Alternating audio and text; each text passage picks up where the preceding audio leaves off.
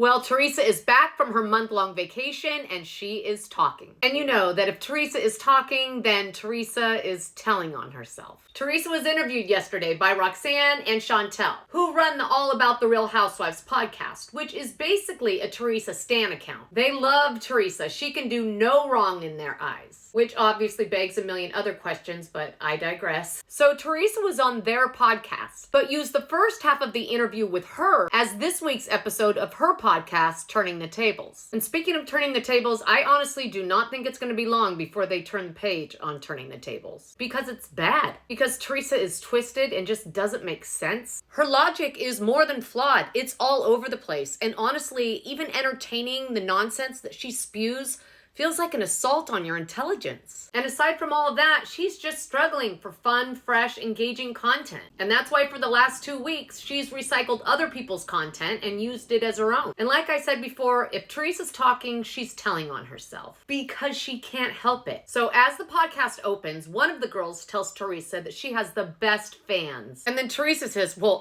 yeah, I do, but then when they turn, I don't know, it's crazy. She says, I don't know what happened this season. Yeah, I don't know. It's really crazy. She doesn't know what happened this season. She said that out loud. The reason she doesn't know what happened this season is because she is deeply deluded. How do you not know?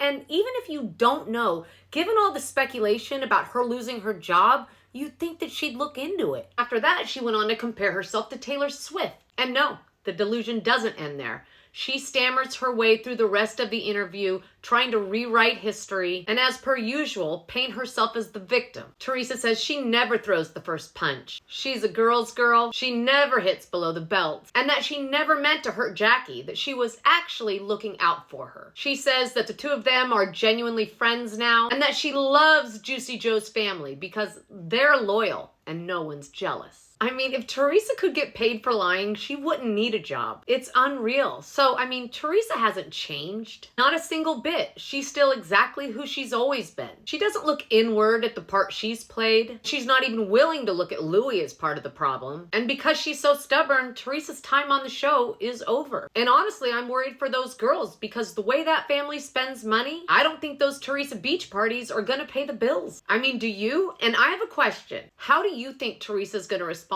once she gets the official word that she's not being invited back? Comment below, I want to know. We're going to talk about it on the pod.